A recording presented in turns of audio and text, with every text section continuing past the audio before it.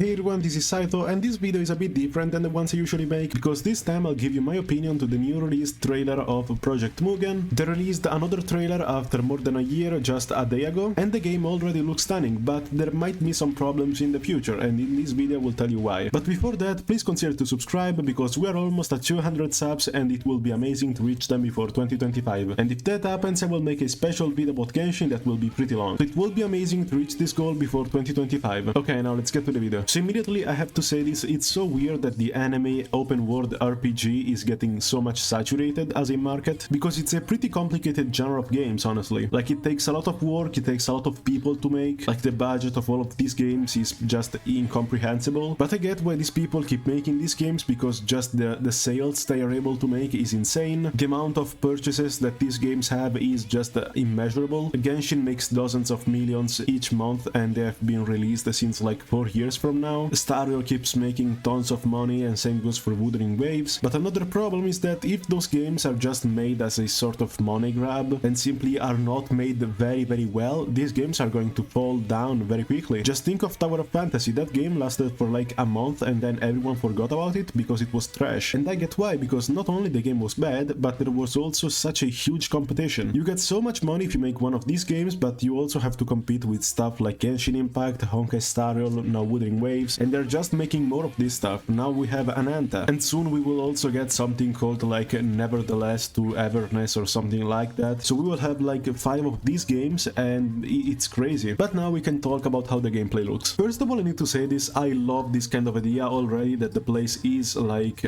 situated on a city, because honestly I'm kind of bored of always the wasteland or just some kind of like greenish forest everywhere, because in the end you don't really play Genshin to like explore, honestly. If you did all the chests, you're not just going to walk around for no reason. So just a city already makes the place much more lively, and it also applies to the amount of NPCs that are there, because this game is full of NPCs, and I get why, because it's a fucking city. But this makes the game so much more lively, because there are just so many people everywhere, unlike just walking on Dragonspine on Genshin, where you will never see anyone, or even just searching on a forest while never finding anyone. And if you do, it's gonna be like 3 random NPCs and that's it. And I also like all of this modern technology. Maybe all of these vehicles are very cool. Just the idea that you can just drive around is already something very new. And yes, we can see all of these like GTA 5 references, and I get why, but it's very funny that if you want to steal a car, at least from what I'm seeing, the guy is just gonna step out very kindly and let you take possession of his car for no reason. That's just a maxed out charisma level. Also, another thing I want to say are the colors. The colors look stunning. The game looks like a candy, and I get why, because this makes a lot of sales. Even if I much prefer Wuthering Waves over Genshin Impact, the colors are much better on Genshin, because everything looks very saturated, everything looks very vivid, and this in fact makes me want to play the game more. Now, I'm not saying that it's a bad choice of colors for Wuthering Waves, the characters look stunning there too, and I also get that the game is not like very happy, it's very sad, it's very dramatic, so choosing some very low colors, I get why, but I'm just saying that if you look at it, you will be much more attracted to Genshin Impact. So this game having these bright colors is a very good choice. Now, I'm not sure how this is gonna actually play out, because we can see some very cool gameplay on top of buildings, on the roofs, which is very cool, on the streets too, even though most of the stuff are cutscenes. But I wonder if the map is only gonna be the city, because it feels kinda weird. Like, I guess it's pretty cool, but maybe they will add something more in the future, even though if they manage to make it very cool to just walk around in a very big city, it will also be very nice. Now, another very nice thing are the animations. Like, the animations look so smooth, so cool. Like, have you seen the crouching animation? It looks very nice once you stop moving. And also, of course, the swinging animations. Like, the game does not even try to hide the fact that you're just using the stuff from Spider-Man. And honestly, I'm all for it, because it looks sick. The idea that you can just swing around like that and you can run on buildings, it's so fucking cool. This is some kind of very smooth movement and very fluid animations that I haven't seen in so much time. Even Wuthering Waves, that is a very smooth game, it's very cool, like it does not have these kind of animations. The game seems to focus a lot on graphics and all of that, but we also have to consider the gameplay. And on that we haven't seen a lot. Something that is very cool, however, is that you can just grab objects. You have some like of telekinesis, so you can just grab objects with your mind and throw them at the opponents. And also you can grab tires and wrap them up around enemies, which is very nice. And also you simply have guns. Like, there are guns in this game, which is very surprising because you don't see them very often. But it's very nice. Like, the gameplay is very fluid during the combats. The colors are always very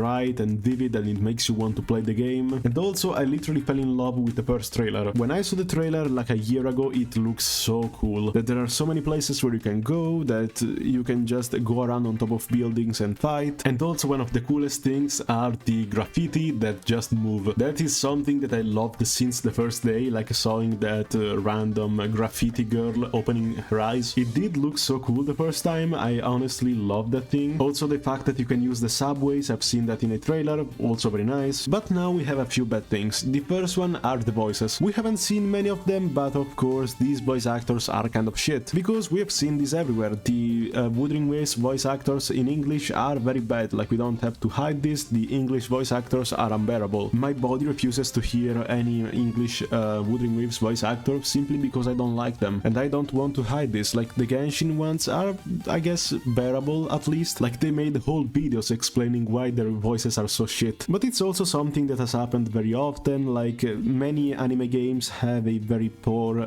English voice. I mean, you will probably play it anyway in Japanese, so don't worry about that. But an actual huge problem is the ones that are behind the making of this game. Their name is Netis, and many people always said that they used to like get games that are like mid or actually pretty good, but they don't give them any kind of support or any kind of marketing, and the moment less people start to play them, they just completely abandon them and let them die. And this also happened with many games that they took and they were like important games, such as a 7 Deadly Sins game. On a first glance they look very good, but after just a few months they just let them die because less people start playing them, instead of actually addressing the reason for why people stop playing it. I don't know if this also will apply to Ananta, because this game looks much more different. It's a game that took a lot of time to make, it's a game that costed a lot of money, so I don't feel like they will just let it die for no reason. I feel like they will put a lot of effort into it, because it can be a huge game. Like honestly, I feel like it could be even better than Wuthering Waves, even better than Genshin Impact, because seeing the trailers, this game looks absolutely sick. If the game turns out to actually be as good as the trailers, I will play this game, and I'll make a lot of videos about it, because this game looks sick. As simple as that, but I don't know what this Netis is going to do. They might just let it die, but I don't feel like they should be. Even for sales, because the characters look very cool, like